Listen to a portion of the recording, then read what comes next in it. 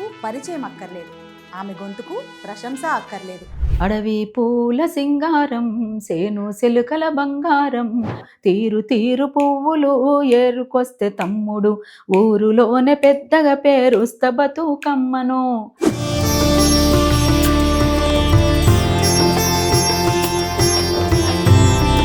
బహుజన బతుకమ్మ అనేది మాత్రం స్లోగన్ ఇస్తుంది పాట ద్వారా. ఈ పూలతోటి పేర్చినటువంటి బతుకమ్మని ఇప్పుడంతా కూడా ఆ చెరువులు కుంటలన్నీ కలకలలాడుతాయి, ఆ వాగులు వంకలన్నీ నిండుగా బారుతాయి. అందులో నిమజ్జనం చేస్తే ఇందులో ఔషధ గుణాలు ఉంటాయి. ఈ ఔషధ గుణాలతోటి ఆ నీటిలో ఉన్నటువంటి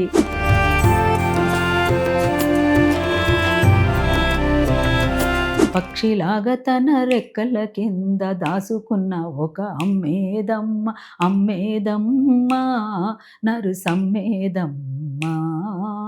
కాంగ్రెస్ గవర్నమెంట్ వచ్చిన తర్వాత మీరు లాస్ట్ ఇయర్ గవర్నమెంట్ పిలిచి ఒక ముఖ్య అతిథిగా ఒక ప్రోగ్రాంకి పిలిస్తే వెళ్ళారు. ఈ గవర్నమెంట్ వస్తే ఒక ప్రజాస్వామికమైనటువంటి వాతావరణం ఉంటుంది అనేటువంటిది భావించిన దాంట్లో మేము కూడా ఉన్నాం. చాలా వరకు నెరవేరలేదు. బతుకమ్మ అనగానే తెలంగాణ వచ్చిన తర్వాత కవిత బతుకమ్మ ఎత్తుకుంది. బహుజన బతుకమ్మకు ఆ బతుకమ్మ పోటీ కాదు, ఆ బతుకమ్మకు బహుజన బతుకమ్మ పోటీ కాదు. ఎవరి జీవితాల్లోకి ఎవరు తొంగి చూడాల్సిన అవసరం లేదు.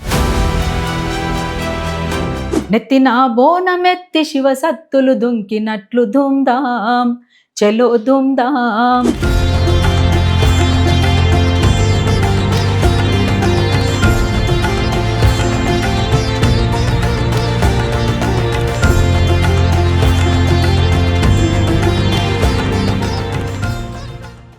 Welcome to first lady. ఈరోజు మన దగ్గర ఉన్న గెస్ట్ నిజంగా ఫస్ట్ లేడీ అనే మాటకి అర్థంగా నిలుస్తారు. ఆమె తెలంగాణ అరుణోదయ పతాక. ఆమెకు పరిచయం అక్కర్లేదు, ఆమె గొంతుకు ప్రశంస అక్కర్లేదు. ఆమె పేరు విమలక్క. ఆ అక్కని కలిసి ఈరోజు చాలా పాటలు పాడించుకుందాం, అలాగే కొన్ని ప్రశ్నలు కూడా తెలుసుకుందాం. నమస్తే అక్క. నమస్తే. జై తెలంగాణ. జై తెలంగాణ. అబ్బా ఎంత హాయిగా అనిపిస్తుంది జై తెలంగాణ అంటుంటే. అయితే అక్క, ప్రతి ఏడు మీరు బతుకమ్మ పండుగని బాగా ధూమ్ధామ్గా చేస్తారు. బహుజన బతుకమ్మ కింద 2010 నుంచి గత 15 ఏళ్ళుగా చేసుకుంటూ వస్తున్నారు. ఈసారి పాట నాకు చాలా బాగా నచ్చింది అక్క. అది ఒక్కసారి నేను చెప్పడం కంటే మీ గొంతులోనే ఫస్ట్ వినాలని మేము అనుకుంటున్నాం. ముందుగా ఈ ఛానల్ చూస్తున్నటువంటి ప్రేక్షకులందరికీ, ప్రపంచమంతా కూడా తెలంగాణ నుంచి, తెలుగు నేల నుంచి ఉంటున్నటువంటి మిత్రులకు, శ్రేయోభిలాషులకు, పెద్దలకు అందరికీ కూడా బహుజన బతుకమ్మ శుభాకాంక్షలు, తెలంగాణ ఉద్యమాభినందనలు. జై తెలంగాణ. జోహార్ అమరవీరులకు. మీరు అడిగారు కాబట్టి ఒక్కొక్క సంవత్సరము ఒక్కొక్క కాన్సెప్ట్ తోటి బహుజన బతుకమ్మ ముందుకు వస్తుంది అనేటువంటి విషయం మీకు తెలుసు. గత 15 సంవత్సరాలుగా మేము చేస్తున్నటువంటి ఉత్సవమే కాదు, ఉద్యమం అంటూ చాటుతున్నటువంటి బహుజన బతుకమ్మ. అట్లా ఈ సంవత్సరం బహుజన బతుకమ్మ పాట అడవి పూల సింగారం సేను సెలుకల బంగారం పైలమె తల్లి పైలమె బతుకమ్మ. అడవి పూల సింగారం సేను సెలుకల బంగారం పైలమె తల్లి పైలమె బతుకమ్మ. ఈసారి మేము చేస్తున్నటువంటి బహుజన బతుకమ్మ కార్యక్రమం ఈ పాట మొత్తంలో కలిసి ఉందన్నమాట. ఇది మిత్ర రచించారు. అరుణోదయ నుంచి మేమందరం పాడినాం. నేను, అనిత, రాకేష్ ముగ్గురం పాడినాం. అరుణోదయ టీం కోరస్ ఇచ్చింది. ఇది 2 రోజులు షూటింగ్ జరుపుకొని ప్రజల్లోకి రిలీజ్ చేసింది. పోతుంది బాగా. అంటే ఈ బాల్యం, మహిళ, ప్రకృతి దీంతో ముడిపడి ఉన్నటువంటి పరిస్థితి ఏమిటి, అసలు వీళ్ళ మధ్యన ఉన్నటువంటి అనుబంధం ఏమిటి, ప్రకృతికి మహిళకు ఉన్నటువంటి అనుబంధం ఏమిటి అనుకుంటున్నప్పుడు, ఈ బహుజనకు సంబంధం ఏంటి అని అనుకుంటున్నప్పుడు, పైలమె తల్లి పైలమె బతుకమ్మ. బతుకమ్మ ఇవాళ పైలంగా లేదు గనక పైలంగా ఉండమని, పైలంగా ఉండాలని, అందులో దాని అర్థం ఏమిటంటే మహిళలు కూడా పైలంగా ఉండాలని, బాల్యం జాగ్రత్తగా ఉండాలని, మంచిగా ఎదగాలని కోరుకునేటువంటి పండగగా ఆ సందర్భంలో తీసినటువంటి పాట ఇది. అట్లా ఈసారి ప్రకృతి రక్షణే ప్రజల రక్షణ, అడవుల విధ్వంసం అంటే ప్రజలపై యుద్ధమే అంటూ. అంతే కదా, అడవుల విధ్వంసం అయిపోయిన తర్వాత ప్రజలు ఇంకెక్కడ మిగులుతారు? ప్రజలపైన యుద్ధంలాగానే, ఇంకా వేరే ఏం లేదు. అడవిపైన యుద్ధం అంటే ప్రజలపైనే యుద్ధం. అంటే మన అడవిపైన యుద్ధం చేసుకొని మన ప్రజల్ని చంపుకున్న తర్వాత, మన మీద మనమే యుద్ధం చేసుకున్న తర్వాత, ఇదంతా శ్మశానంగా మారిపోయిన తర్వాత ఇంకా దేనికోసం మన పాలన అనేటువంటిది ఒక ప్రశ్న. అందుకనే ఇవాళ బాల్యం చాలా చిదిమివేయబడుతుంది. ఇంకోటి మగపిల్లలందరూ కూడా 13, 14 సంవత్సరాల పిల్లలు కానీ, 20 సంవత్సరాల పిల్లలు కానీ, యువత కానీ ఇవాళ ఎట్లా తయారైపోయిందంటే మద్యపానానికి బానిసలైపోయి, గంజాయికి బానిసలైపోయి ఒకరినొకరు చంపుకుంటూ, చిత్రహింసలు పెట్టి చంపే విధానంలో కూడా ఒక అసలు ఎంత మామూలు విషయం కాదది. చంపే విధానం కూడా చాలా క్రూరంగా, దుర్మార్గంగా చంపే విధానం. అంటే వాళ్ళ ఉన్మాదం ఎట్లా తయారైపోయింది, ఎంత ఉన్మాదులుగా వాళ్ళు తయారవుతున్నారు, ఎందుకు ఇట్లా తయారైంది అని అనుకుంటున్నప్పుడు ఈ మద్యపానం, గంజాయిని నివారించాల్సినటువంటి ఆవశ్యకత ఖచ్చితంగా ఉన్నది. అది ప్రభుత్వం పైన బాధ్యత ఉంది, పౌర సమాజం పైన కూడా బాధ్యత ఉంది అని తెలియజేస్తుంది ఈసారి బహుజన బతుకమ్మ. అంతేకాకుండా వాస్తవానికి ఈ ప్రకృతితోటి ఎట్లా ముడిపడి ఉంది, ప్రకృతి సహజంగా దొరికేటువంటి పువ్వులు ఎట్లా మాయమైపోయినాయి. నల్లమల్లలో పుట్టినటువంటి తంగెడు పువ్వు చాలా చోట్ల ఇవాళ కనిపించట్లేదు. అసలు నా చిన్నతనంలో చూసిన ముత్యాల పువ్వు అయితే అసలు కనుమరుగైపోయింది. బంతి పువ్వు అంటే పెంచుతున్న బంతి పువ్వులు ఇవి కూడా తోటలు పెంచి అమ్ముతున్నారు. ఇంకొన్ని చోట్ల ఇంకా బంతి పువ్వులు కూడా కొనుక్కోలేనటువంటి పరిస్థితిలో కాగితం పూల బతుకమ్మ అయితే కొంచెం చీప్ కదా, అది పెట్టుకొని ఆడుకుంటున్నారు. ఇంత పరిస్థితి ఎందుకు వచ్చింది? వాస్తవంగా ప్రకృతి సహజంగా దొరికేటువంటి పూలతోటి పేర్చేటువంటిదే బతుకమ్మ. అంటే ఇవాళ ప్రకృతితో ముడిపడినటువంటి జీవితాలు ఎవరివి, అసలు వనరులతో కూడుకున్నటువంటి పూలు ఏమిటి అనేటువంటిది. అందుకోసమే ఇవాళ ప్రకృతి విధ్వంసం అయితే ఈ పూలు దొరుకుతలేవు. పర్యావరణ విధ్వంసం ద్వారా, ప్రకృతి విధ్వంసం ద్వారా ఈ పూలు మాయమైపోయినాయి.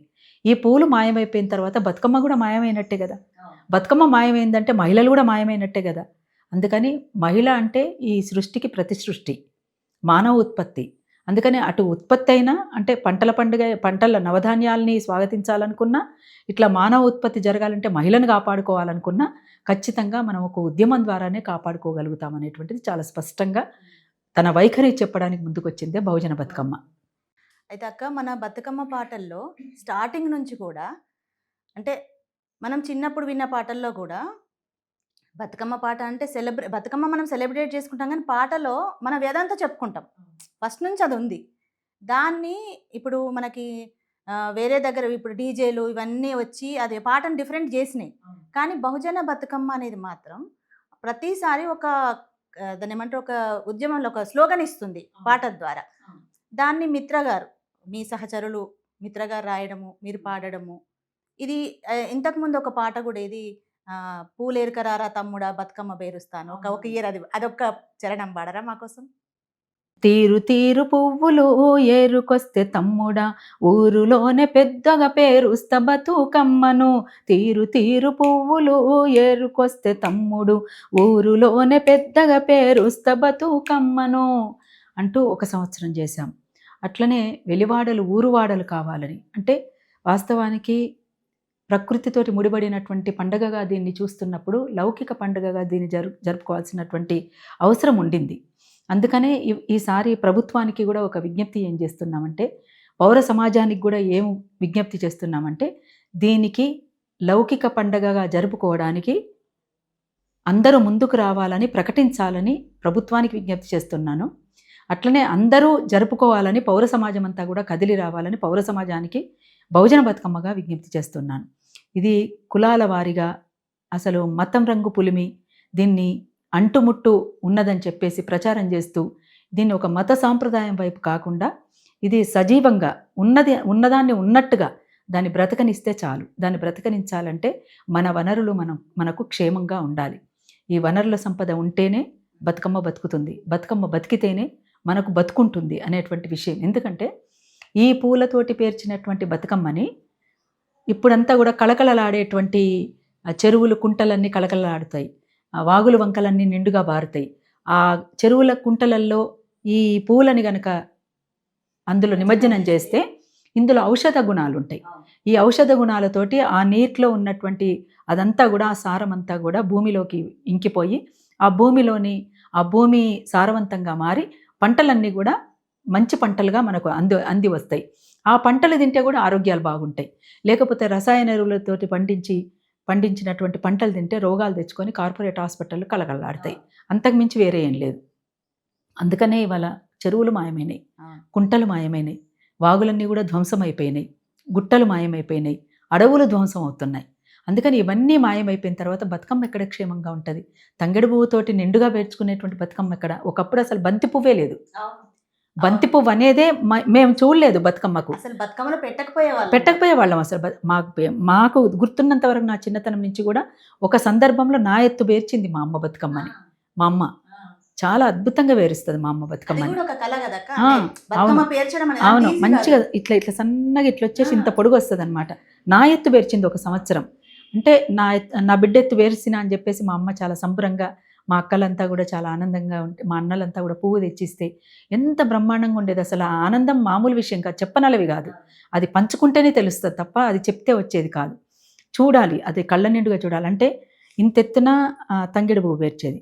ఆ తర్వాత ముత్యాల పువ్వు, ముత్యాల పువ్వుని అదేంటిది మన బ్రహ్మజముడు కాయల రంగులో ముంచి పేర్చినటువంటిది. ఆ తర్వాత గునుగు పువ్వు, ఆ తర్వాత అడవి చామంతి, ఆ తర్వాత కట్ల పువ్వులు, ఆ తర్వాత రుద్రాక్ష పువ్వులు, ఆ తర్వాత మళ్ళీ ఏమన్నా ఉంటే గునుగు పువ్వులు, ఆ గునుగు పువ్వుల తర్వాత లేకపోతే ముత్యాల పువ్వు తర్వాత గుమ్మడి పువ్వు, ఆఖరికి గుమ్మడి పువ్వు పెట్టి ముగించేసేవాళ్ళు.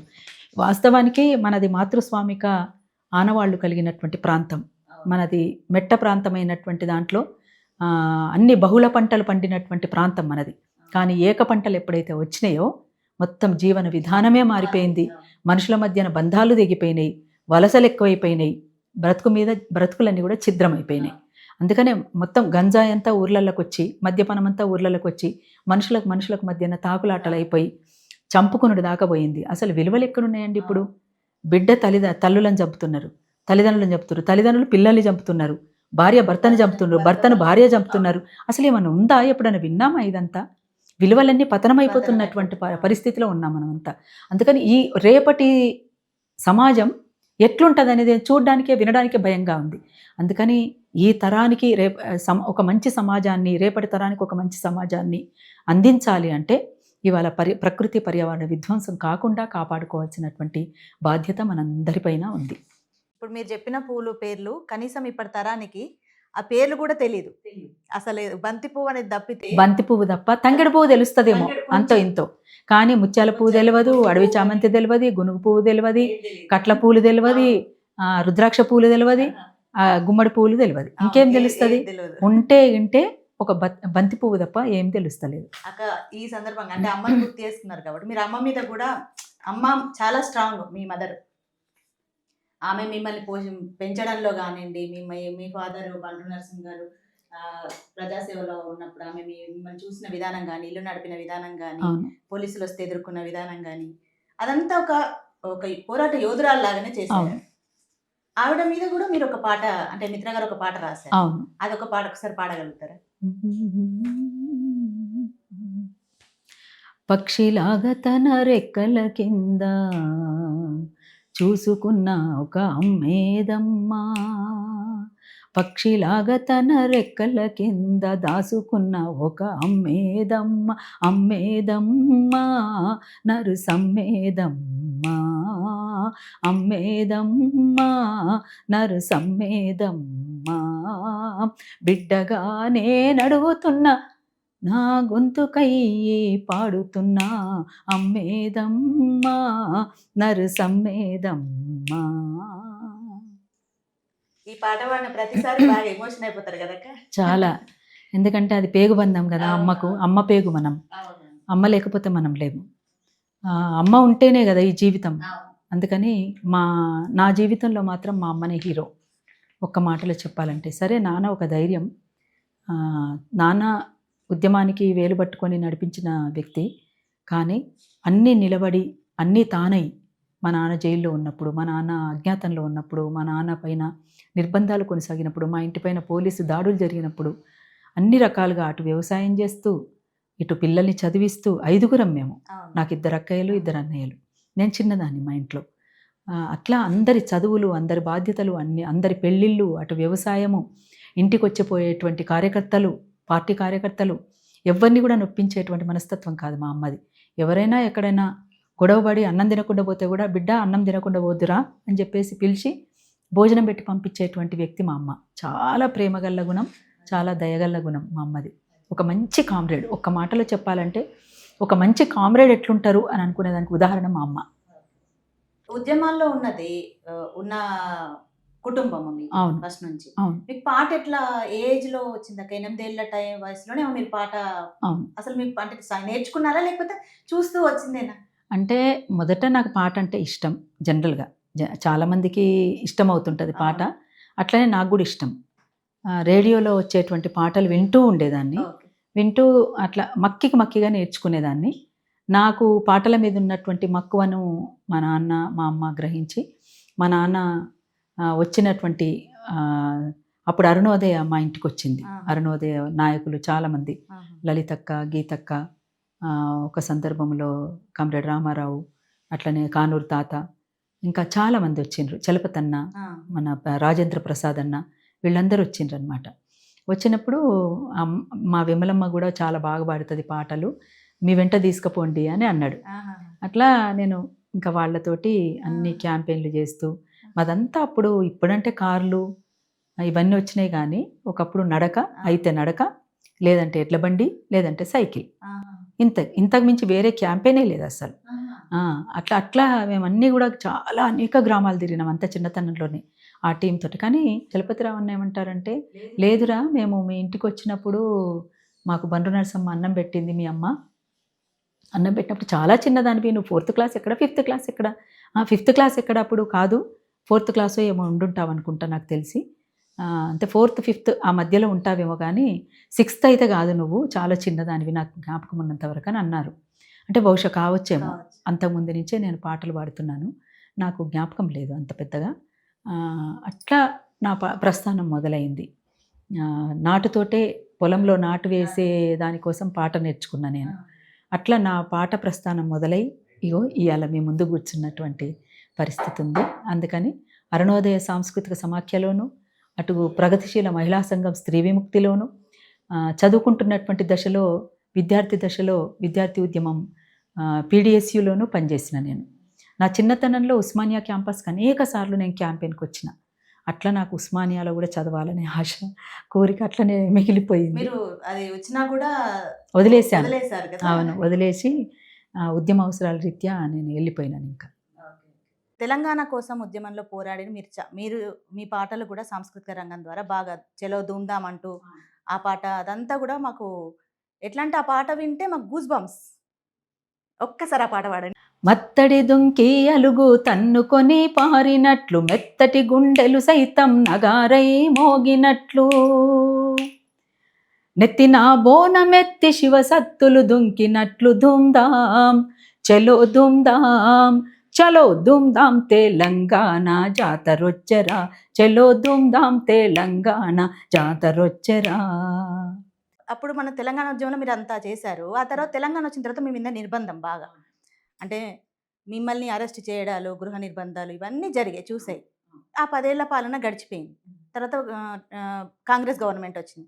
కాంగ్రెస్ గవర్నమెంట్ వచ్చిన తర్వాత మీరు లాస్ట్ ఇయర్ గవర్నమెంట్ పిలిచి ఒక ముఖ్య అతిథిగా ఒక ప్రోగ్రామ్‌కి పిలిస్తే ఎళ్లారు. అంటే మీరు కాంగ్రెస్ గవర్నమెంట్‌కు కొంచెం సానుకూలంగా ఉన్నట్టు అనుకోవాలా ఏంటి అసలు ఎట్లా? అంటే మనము ఏ ప్రజాస్వామికమైనటువంటి వాతావరణం ఉండాలని కోరుకుని పోరాడినమో, ఏ వివక్షతలు లేని మన వనరులు మనకు దక్కేటి, మన పిల్లలకు మన ఉద్యోగాలు వచ్చేటి, ఆదివాసీలకు అటానమస్ కౌన్సిల్ ఏర్పాటయ్యేటి, ఇంకా అనేక అంశాలతో కూడుకున్నటువంటి ఎజెండాతోటి మలిదశ తెలంగాణ ఉద్యమం మొదలైనటువంటిది మీకు అందరికీ తెలిసిందే. అయితే గతంలో అవన్నీ కూడా కొన్ని చాలా వరకు నెరవేరలేదు. కనీసం ఈ గవర్నమెంట్ వస్తే ఒక ప్రజాస్వామికమైనటువంటి వాతావరణం ఉంటది అనేటువంటిది భావించిన దాంట్లో మేము కూడా ఉన్నాం.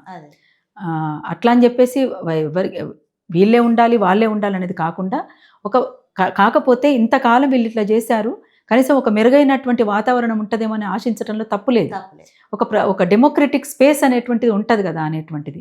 అందుకని ఎంతోమంది నిరసనలు వ్యక్తం చేసినటువంటి ఒక గొంతుకు అవకాశం ఇచ్చేటువంటి వేదిక ధర్నా చౌక్ కూడా మూసివేయబడ్డది. అట్లాంటి ప్లేస్ని మళ్ళీ మనం తీసుకున్నాం, మళ్ళీ కొట్లాడి తెచ్చుకున్నాం. దాన్ని నిలబెట్టుకోవాలి, ఒక డెమోక్రటిక్ స్పేస్ ఉండాలి, ప్రశ్నించే గొంతుగా ఉండాలి, అన్ని సమస్యలు నెరవేరాలి అనేటువంటి దానికోసం అందరూ ఆశించినట్టుగా మేము కూడా ఆశించినాం.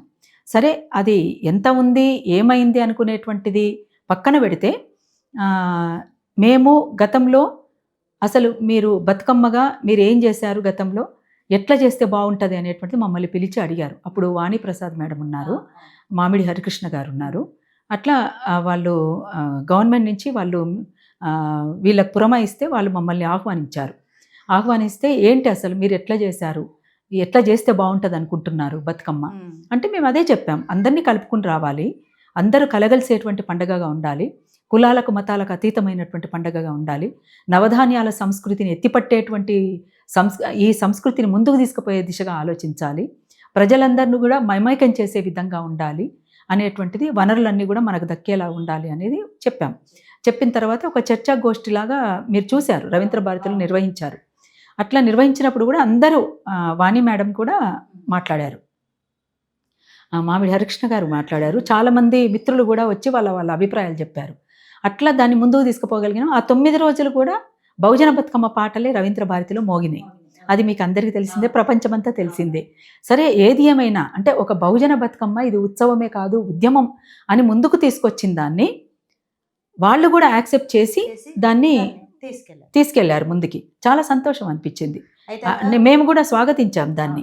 అట్లా వాళ్లకు మరొకసారి ఉద్యమాభినందనలు కూడా తెలియజేస్తా ఉన్నాం. అయితే నేను ఆ రోజు సద్దుల బతుకమ్మకు కూడా నన్ను ఆహ్వానిస్తే అదే వేదిక మీద రేవంత్ రెడ్డి గారిని ఒక ఆడకూతురిగా నేను అడుగుతున్నాను, ఇవాళ ఇది ఆడబిడ్డల పండుగ, సద్దుల బతుకమ్మ పండుగ, ఒక తెలంగాణలో ఒక ప్రాముఖ్యతను సంతరించుకున్నటువంటి పండుగ రోజు.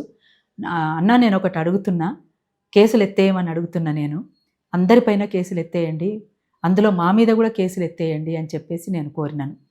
కానీ ఇప్పటి వరకు కేసులు ఎత్తివేయాలని చెప్పేసి ఈ సందర్భంగా కూడా అంటే 2 ఏళ్ళు అవుతుంది. అందుకని 2వ సద్దుల బతుకమ్మకు కూడా నేను రిక్వెస్ట్ చేస్తున్నా, ఈ బతుకమ్మ సందర్భంగా ఉద్యమకారులందరిపైన కేసులు ఎత్తివేయమని చెప్పేసి ప్రభుత్వానికి నేను విజ్ఞప్తి చేస్తున్నాను.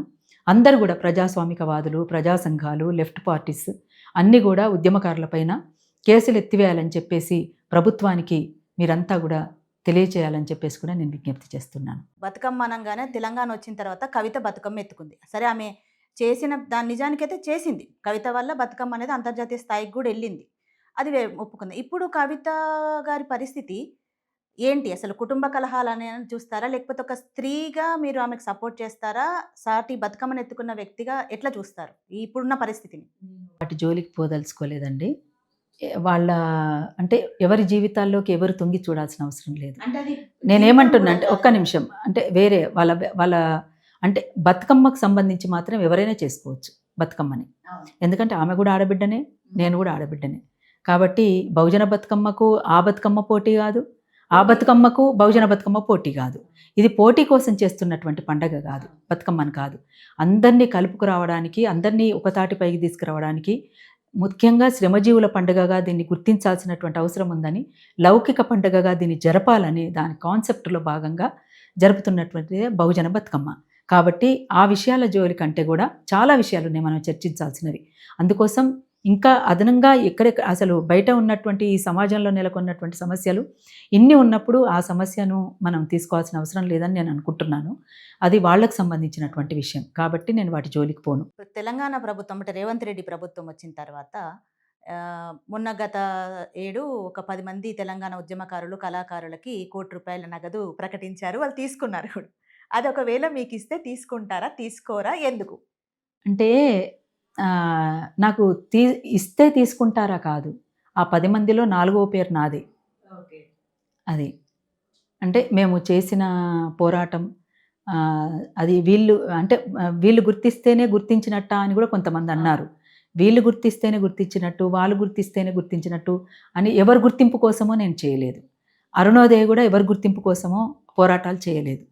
ప్రజల కోసం చేసింది, ప్రజల్ని గెలిపించడం కోసం చేసింది, ప్రజల సమస్యలు లేవనెత్తడానికి చేసింది, ప్రజా ప్రతిపక్షంలో ఉండి ఎప్పటికీ గొంతునెత్తాలి అని చెప్పడం కోసం చేసింది. అందులో భాగంగా సరే, పోయిన ప్రభుత్వం ఎలాగూ కొంతమందిని గుర్తింప చేయలేదు కాబట్టి మేము గుర్తిస్తున్నాము అనేటువంటి దానిపైన ఉద్యమాలను ఇంకొంత ముందుకు తీసుకుపోవడానికి, కొంతమందికి వేరే ఇంకా చేయాలనుకునేటువంటి వాళ్ళకు కూడా ప్రోత్సాహకరంగా ఉంటుందనుకున్నారేమో బహుశా. అనుకుని 10 మందిని ప్రకటించింది. 10 మందిలో 4వ పేరు నాదే. అడిగారు, ఏ మాటకు ఆ మాట అడిగారు, అబద్ధం చెప్పాల్సిన అవసరం లేదు. అడిగినప్పుడు నేను ఒక మాట ఏం చెప్పానంటే, నేను పనిచేస్తున్నటువంటి సంస్థకు 50 ఏళ్ళు, అరుణోదయ. 50 ఏళ్ళుగా ఈ ఉద్యమంలో పనిచేస్తున్నాను. ఒక్క మాటలో చెప్పాలంటే ఇంక అరుణోదయ పుట్టుక కంటే ముందు నుంచే నేను పాట పాడుతున్నాను. నాకు ఇప్పుడు 61 సంవత్సరం. కాబట్టి 7-8 ఏళ్ళ సంవత్సరం నుంచే నేను పాట పాడుతున్నాను. అది ఎప్పుడో ఆ సందర్భంలో చిన్నగా పాటలు పాడుతూ అప్పుడప్పుడే చిన్న పాటలు పాడుతున్నటువంటి సందర్భంలోనే అనేక మంది కార్యకర్తలు మా ఇంటికి వచ్చినప్పుడు వాళ్ళతోటి కలిసి నేను పాట పాడడము, వాళ్ళు గుర్తింపజేసినటువంటి సందర్భం కూడా నేను చెప్పాను. అందుకనే గత 50 సంవత్సరాలుగా మేము ముందుకు తీసుకుపోతున్నటువంటి సంస్థగా అనేక మంది కామ్రేడ్ జంపాల చంద్రశేఖర ప్రసాద్ ఆలోచనతోటి పుట్టినటువంటి అరుణోదయ, కామ్రేడ్ గూడ అంజన్న, కామ్రేడ్ యలవర్తి రాజేంద్ర ప్రసాద్ అన్న, కామ్రేడ్ చలపతిరావు అన్న, వీళ్ళందరూ కూడా ఫౌండర్ మెంబర్స్ అరుణోదయకు. ఆ తర్వాత లలితక్క అయితేనేమి, ఇంకా మిగతా వాళ్ళందరూ కూడా వచ్చిండ్రు. ఇంకా కొంతమంది ఉన్నారు పేర్లు. ఆ పేర్లు కూడా కొన్ని మాకు తెలుస్తలేవు, అసలు ఎవరు అడిగితే కూడా కొంతమంది చెప్పలేదు. చాలామంది ఆధ్వర్యంలో ఇది నెలకొన్నది. అట్లా స్టార్ట్ అయినటువంటి అరుణోదయ 50 ఏళ్ల ప్రస్థానాన్ని రివ్యూ చేసుకుంటూ, తన కష్టసుఖాల్ని పంచుకుంటూ, ఒడిదుడుకుల్ని ఎదుర్కొంటూ ముందుకు సాగుతున్నటువంటి తరుణంలో 50 ఏళ్ల మహాసభల్ని జరుపుకుంటున్నటువంటి సందర్భంలో నాకు ఫోన్ వచ్చింది 7వ తేదీన. మాది డిసెంబర్ 14, 15. అది డిసెంబర్ 7వ తేదీన నాకు పిలుపు వచ్చింది.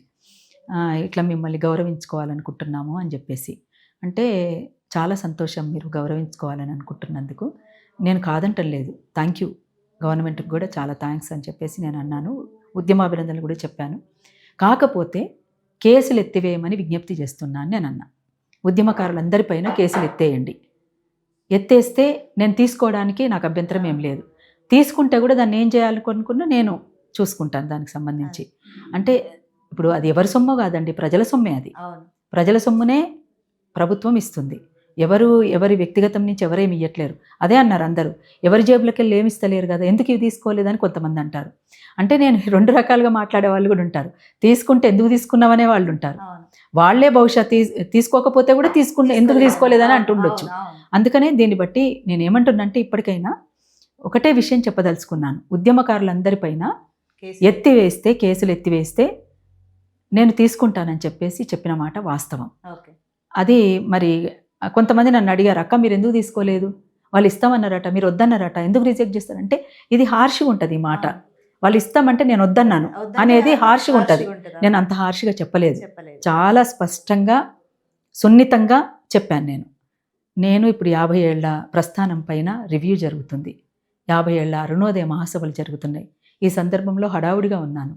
అయితే ఈ సందర్భంలో కూడా మిమ్మల్ని రిక్వెస్ట్ చేసేది ఏంటంటే, కేసులు ఎత్తివేస్తే ఇచ్చినందుకు మీకు గౌరవం, తీసుకున్నందుకు నాకు గౌరవం. అది తీసుకొని నేను ఏం చేస్తాను అనేటువంటిది నాకు సంబంధించిన విషయం. ఆరోనేషన్ నేనంటే అరుణోదయ ఉంది, అరుణోదయకు సంబంధించిన విషయం. కాబట్టి అట్లా ఆ రకంగా మీరు ఆలోచించండి అన్న, చెప్పండి రేవంత్ రెడ్డి గారికి కూడా, ముఖ్యమంత్రి గారికి, అన్నకు కూడా చెప్పండి అని చాలా స్పష్టంగా నేను చెప్పిన. తర్వాత వాళ్ళు ఏమో ఆలోచించుకున్నారో ఏమో నాకైతే తెలియదు, కానీ 2-3 మాత్రం ఇస్తామంటే మీరు తీసుకోలేదట అని అన్నారు. అది అసలు విషయం చెప్పలేదు వాళ్ళు. ఎవరు అడిగారు, ఎవరు చెప్పలేదనే నాకు తెలియదు. అట్లా అది చాలా మంది కూడా, ముఖ్యులు అనుకునే వాళ్ళకి కూడా చాలా మంది తెలియదు నా పేరు అందులో ఉన్నట్టు కానీ, నన్ను అడిగినట్టు కానీ తెలియదు. అదే 2-3 అడిగారు, అందులో ఉన్నటువంటి వాళ్ళే, విప్ స్థానంలో ఉన్నటువంటి వాళ్ళు కూడా అడిగారు నన్ను. చివరగా ఒక్క మాకు తేనెటీగ పాట ఒక్కటి పాడి మీరు క్లోజ్ చేద్దాం అక్క. మరొకసారి మీ అందరికీ బహుజన బతుకమ్మ శుభాకాంక్షలు, తెలంగాణ ఉద్యమాభినందనలు. తేనెటీగా తేనెటీగా నువ్వు గట్టె కోటకు రాణివేగా, తేనెటీగా తేనెటీగా నువ్వు గట్టె కోటకు రాణివేగా, తెట్టెలో రెట్టంత మధురమేగా, తెట్టెలో తేనంత మధురమేగా, కొడితేనె కొడుతావు మంటలేగా, తేనెటీగా తేనెటీగా నువ్వు గట్టె కోటకు రాణివేగా. అందుకని తేనెటీగా మాయమైపోయినటువంటి 4 సంవత్సరాల లోపు మానవ మనుగడ అనేటువంటిది ఉండదు అనేటువంటిది వాస్తవం, శాస్త్రజ్ఞులు చెప్తున్నారు. కాబట్టి అది దృష్టిలో పెట్టుకొని సమాజం అంతా కూడా ఆలోచించి అటు ఆదివాసీలను కాపాడుకోవాలి, ఆదివాసీలు అండగా ఉన్నటువంటి అడవులను కాపాడుకోవాలి. ఆదివాసీలు లేకపోతే అడవులు లేవు, ఆ అడవులు లేకపోతే మనము లేవు అనేటువంటి వాస్తవాన్ని సమాజం అంతా ఆలోచించాలని మిత్రులందరికీ నేను సవినయంగా కోరుకుంటూ, ప్రభుత్వం కూడా తెలంగాణ రాష్ట్ర పండుగగా బతుకమ్మను గౌరవించినట్లుగానే, ప్రత్యేకంగా చూసినట్లుగానే, ప్రకటించినట్లుగానే లౌకిక పండుగగా జరుపుకోవడానికి అందరూ ముందుకు రావాలని, కలగలిసి ఆడుకోవాలని ప్రకటించాలని నేను వారికి విజ్ఞప్తి చేస్తా ఉన్నాను. పౌర సమాజాన్ని కోరుతా ఉన్నాను. జై తెలంగాణ, జోహార్ అమరవీరులకు.